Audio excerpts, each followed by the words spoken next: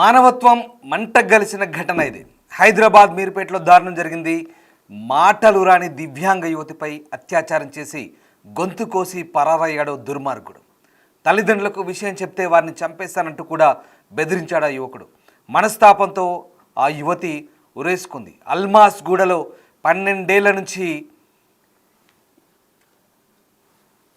జరుగుతున్నటువంటి ఈ వ్యవహారంలో ఒక్కసారిగా కలకలం రేపింది. ఈ వ్యవహారం, ఈ ఘటనతో ఒక్కసారిగా స్థానికంగా చర్చనీయాంశంగా మారింది.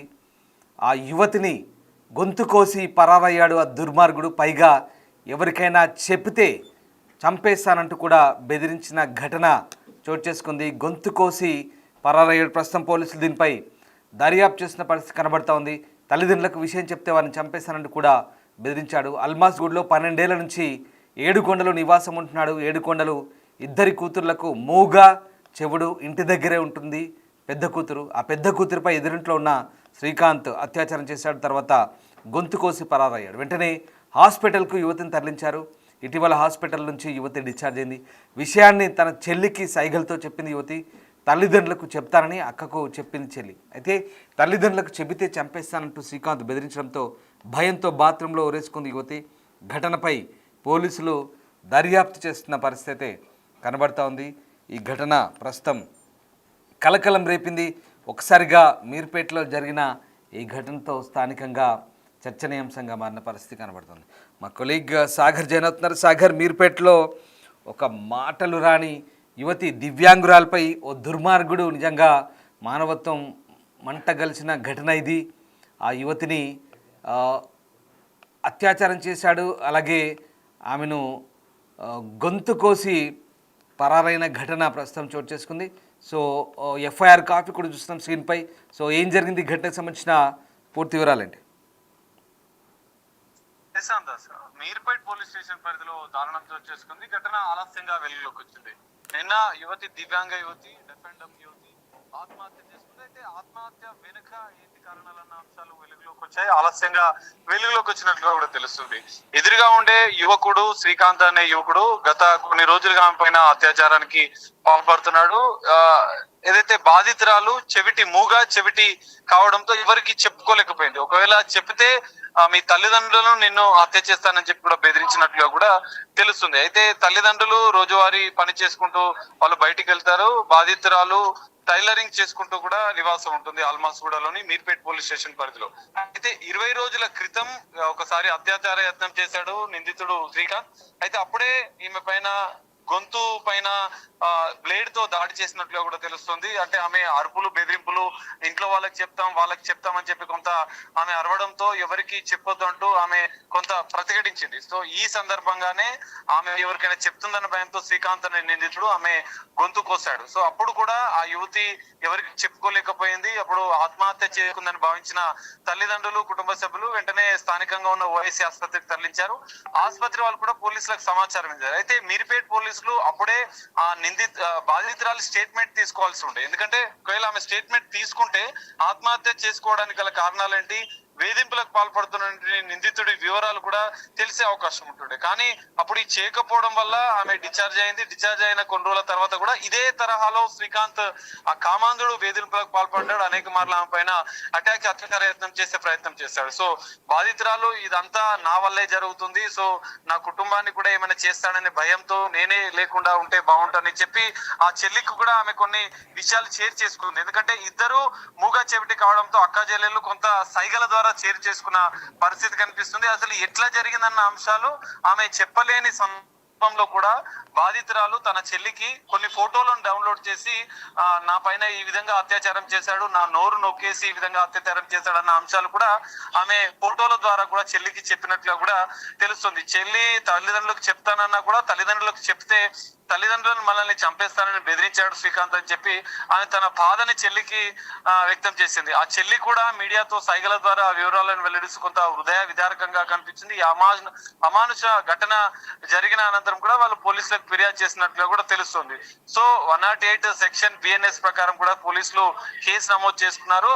సో ఈ చెల్లికి చెప్పిన అనంతరం కూడా ఇక ఆమె తమ కుటుంబానికి ఏదైనా శ్రీకాంత్ నుంచి భయం ఉంది, సో ఇప్పటికైనా ఏదైనా చేస్తాడన్న భయంతో ఆమె తాను లేకుంటే మా వాళ్ళంతా సేఫ్ గా ఉంటారని భావించి ఆత్మహత్య చేసుకున్నట్లు కూడా తెలుస్తుంది. ఇంట్లో ఎవరు లేని సమయంలో చెల్లి పైకి బట్టలు తీసుకురావడానికి వెళ్ళిన సందర్భంలో, టెరెస్ పైకి వెళ్ళిన సందర్భంలో ఫ్యాన్ కి ఉరేసుకుని ఆత్మహత్య చేసుకున్నట్లు కూడా తెలుస్తుంది. మరి పోలీసులు ఇప్పుడు ఆ నిందితుడిని పట్టుకున్నారా? ప్రస్తుతం పోలీసులు అదుపులో ఉన్నాడా నిందితుడు? ఈ రోజు బాధిత కుటుంబ సభ్యులు పోలీసులకు ఫిర్యాదు చేశారు.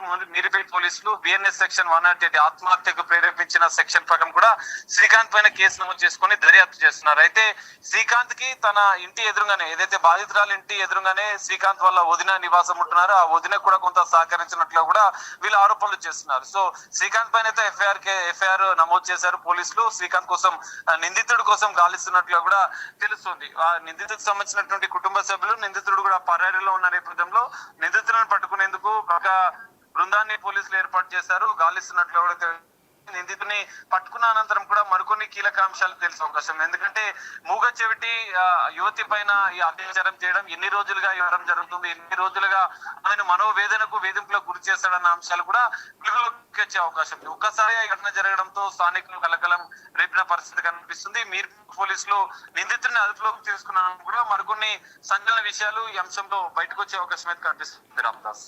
Right Sagar, thanks for the update. So ఇది దారుణ ఘటన. హైదరాబాద్ మీర్పేటలో దారుణం జరిగింది. మాటలు రాని దివ్యాంగ యువతిపై అత్యాచారం చేసి గొంతు కోసి పరారయ్యాడు యువకుడు. తల్లిదండ్రులకు విషయం చెబితే వారిని కూడా చంపేస్తానంటూ బెదిరించాడు. మనస్తాపంతో ఆ యువతి ఉరేసుకుంది. అల్మాజ్గూడలో 12 ఏళ్ల నుంచి ఏడుకొండల కుటుంబం నివాసం ఉంటుంది. ఏడుకొండలకు 2 కూతుర్లు, వారిద్దరికి కూడా మూగా చెవుడు. ఇంటి దగ్గరే ఉంటున్నారు. పెద్ద కూతురిపై ఎదురింట్లో ఉన్న శ్రీకాంత్ అత్యాచారానికి పాల్పడ్డాడు. తర్వాత గొంతు కోసి పరారయ్యాడు. వెంటనే హాస్పిటల్కు ఆ యువతిని తరలించారు. ఇటీవలే హాస్పిటల్ నుంచి యువతి డిశ్చార్జ్ అయింది. విషయాన్ని తన చెల్లికి సైగలతో చెప్పింది యువతి. తల్లిదండ్రులకు చెప్తానని అక్కకు చెప్పింది చెల్లి. అయితే తల్లిదండ్రులకు చెబితే చంపేస్తానని శ్రీకాంత్ బెదిరించడంతో భయంతో బాత్రూంలో ఉరేసుకుంది ఆ యువతి. ఘటనపై ప్రస్తుతం పోలీసులు దర్యాప్తు చేస్తున్నారు. ఈ అమానుష్య ఘటనపై స్థానికులు మండిపడుతున్నారు. నిందితుని కఠినంగా శిక్షించాలంటూ కోరుతున్నారు.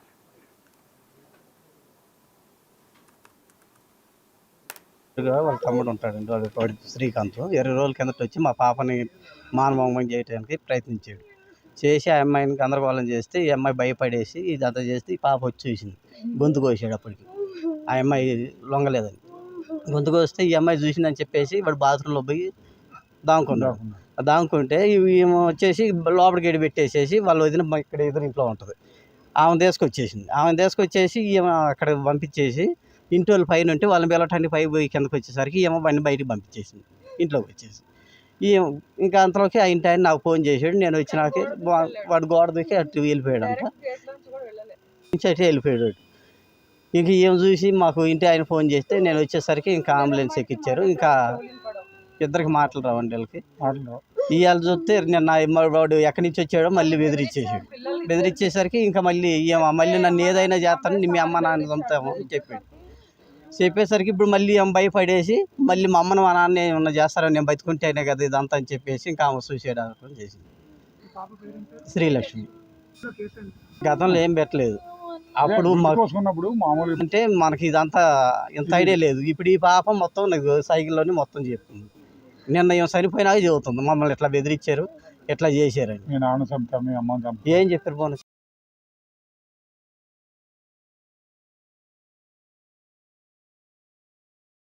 నేను పెద్దమ్మని అయితే అమ్మాయి మా కూతురు. అమ్మాయి పేరు శ్రీలక్ష్మి. పిల్లలు ఇద్దరు ఇంట్లోనే ఉంటున్నారు. వీళ్ళిద్దరు తల్లిదండ్రులు బయట పనికి వెళ్తారు. పొద్దున వెళ్తే సాయంత్రం వస్తారు. తను మధ్యాహ్నం వచ్చి అన్నం తినేసి వెళ్ళారు. తొందరగా వెళ్ళిపోయారు. ఆ రోజు పిల్లలు ఇద్దరే ఉన్నారు. పిల్లలు ఇద్దరు ఉన్నది చూసి తను ఎదిరింటామా వీళ్ళకి క్లోజ్గా పరిచయం అయిందంట. చాలా రోజుల నుంచి, ఇప్పటి నుంచి కాదు, చాలా రోజు పరిచయం అయ్యింది. పరిచయం అయ్యాక ఏమైంది, క్లోజ్గా ఉంటుంది కదా అని చెప్పి వీళ్ళు అనుకున్నారు. వాళ్ళ మరిది తను పిల్లల్ని ఇట్లా చేసింది. వాళ్ళ మరిది తన పేరు శ్రీకాంత్ అంట. మేము ఇక్కడ ఉన్నాం సార్, మేము వేరే దగ్గర ఉంటాం. పాపకి ఇలా అయినందుకు వచ్చినాక వీళ్ళు చెప్పిన దానికి నేను చెప్తున్నాను. అయితే ఏం జరిగిందంటే ఆ రోజు ఇతను వెళ్ళిపోయింది కదా, తను వెళ్ళిపోయినాక మా బట్టలు ఆరేసుకోవడానికి పైనకి వెళ్ళిందంట. పాప ఒకటి టైలరింగ్ చేస్తుంది. పాప ఒక్కటి శ్రీలక్ష్మి టైలరింగ్ చేస్తుంది. ఇక ఒక్కతే ఉంది కదా అని చెప్పి ఇదే అదనని చూసుకొని ఆవిడ ఆయన లోపలికి పంపించేసింది. అది మాకు క్లారిటీ తెలియదు సార్, మాకు నిన్ననే తెలిసింది, ఇన్ని రోజుల నుంచి తెలియదు, మాకు నిన్న తెలిసింది. అది మేము ఇంత అప్పుడే ఆ రోజు ఏమైంది, వాడు ఇంట్లోకి వచ్చి చాలా అమ్మాయి మీద అత్యాచారం చేసిండంట. మాకైతే తెలియదు. ఇక వచ్చి అత్యాచారం చేసేసి ఆ పాపను గొంతు కట్ చేసేసిండు. గొంతు కట్ చేసి ఆ లోపు 30 తారీఖు గొంతు కట్ చేసిండు. గొంతు కట్ చేస్తే మేమేమనుకున్నామంటే సార్, అమ్మాయికి మాటలు రావట్లేదు, ఈ చుట్టుపక్కల ఎవరన్నా ఏమన్నా అన్నారేమో, ఒకవేళ అట్లా చేసిందేమో, మాటలు రావు కదా, ఇట్లా ఎవరైనా ఎక్కిరిచ్చారామో, అందుకని అట్లా చేసిందేమో అని మేము అనుకున్నాము. ఈ పాప పైనుంచి బట్టలు ఉతికేసుకొని కిందికి వచ్చే లోపల ఆల్రెడీ వాడు మొత్తం చేయాల్సిందంతా చేసేసాడు. పాపను చూసేసి తను బాత్రూంలో దాక్కున్నాడు. ఈ పాప చూసింది బాత్రూంలోకి వెళ్ళడం, చూసి లాక్ చేసేసింది బాత్రూమ్ డోర్. లాక్ చేసేసి ఎదురు వాళ్ళ వదిన ఉంది కదా, వాళ్ళ వదిన దగ్గరికి వెళ్ళి, అంటే తనకు తెలియదు కదా, క్లోజ్ గా ఉంటుంది కదా అని చెప్పి అక్క ఇట్లా జరిగిందని చెప్పి ఆమెకు చెప్పేసి వచ్చింది. ఆమెకు చెప్పి పైన ఓనర్స్ ఉన్నారు, ఆ రోజు ప్రతిరోజు ఉండరు, ఆ రోజు ఉన్నారు ఓనర్స్. అలా ఆమెకు చెప్పేసి ఈమె పైకి వెళ్ళిపోయింది ఓనర్స్ పిలిచి రావడానికి. ఈమె పైకి వెళ్ళే గ్యాప్ లో ఆవిడ ఏం చేసింది అంటే, తన వదిన శ్రీకాంత్ వాళ్ళ వదిన శిరీష అంట, వదిన వచ్చి బాత్రూమ్ డోర్ తీసేసి తను బయటికి పంపించేసి, తను డైరెక్ట్ గేట్ లోంచి కూడా వెళ్ళలేదు, పక్కింట్లో గోడ దూకి అవతల ఇంట్లోంచి వెళ్ళాడంట. అది తను చూసాడంట, ఇంటికల్లా తను చూసాడంట తను వెళ్ళడం. ఇక చెప్పారు కదా సార్, రియాలిటీ చెప్పారు కదా, అది మాకు చెప్పలేదు. మేము కేసు ఏం పెట్టలేదు సార్, మేము పిల్లలు అది ఇది అంటున్నారని అట్లా చేసుకుందేమో అని మేము అనుకున్నాం. తనకి ఫోన్ చేసినట్టు, మా మరిదికి ఫోన్ చేసినట్టు ఓనర్ ఫోన్ చేసి తను తొందరగా వచ్చేసి హాస్పిటల్కి తీసుకొని వెళ్ళారు. ఓవైసీలో జాయిన్ చేస్తాం. ఓవైసీలో జాయిన్ చేస్తే ఆ డాక్టర్ వాళ్ళు పోలీసులను పిలిచారు. మాకు తెలియదు కదా, మేము ఉన్నదే చెప్పాము డాక్టర్ అక్కడ, అంటే ఈ మ్యాటర్ మాకు పూర్తిగా తెలీదు. ఈ పిల్లలు ఇంక అప్పటి నుంచి లోపల ఇద్దరు పిల్లలే నలిగిపోతున్నారు. మాకు తెలియదు, వాళ్ళకి మాటలు రావు సార్, ఇద్దరికి రావు సార్. ఏం చెప్పలేదు సార్, జస్ట్ కుట్లేశారు. ఇక్కడ ఎందుకు కట్ అయిందని మమ్మల్ని అడిగారు, కట్ అయిన దానికి చెప్పాము. అవేం టెస్ట్ చేయలేదు వాళ్ళు.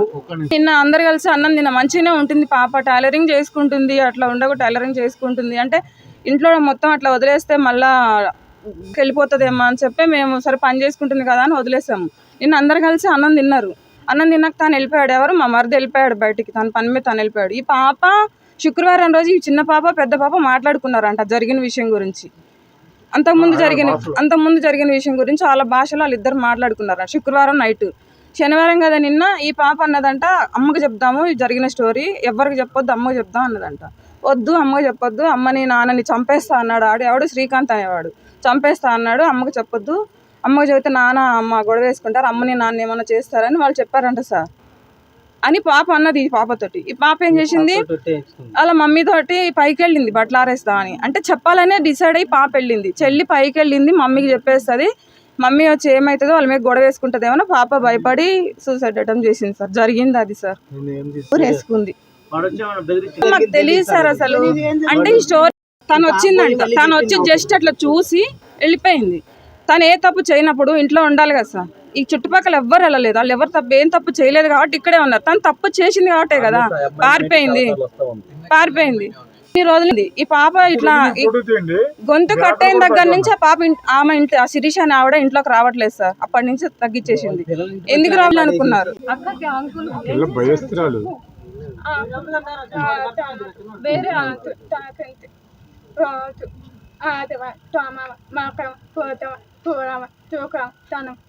రోజు టార్చర్ చేస్తున్నాడంట. ఆదివారం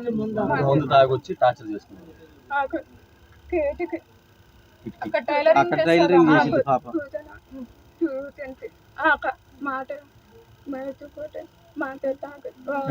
మనసులో వచ్చింది లంజోడికి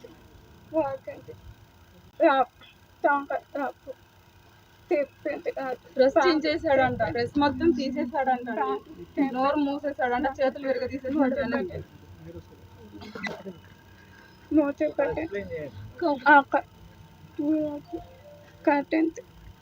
చేతులు వెనక్కి కట్టేసాడంట, కాళ్ళు కట్టేశారంట.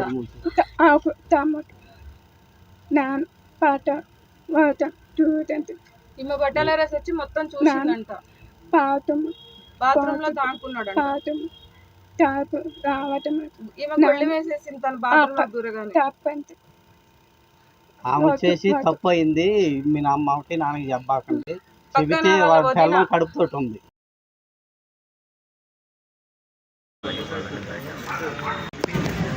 బయట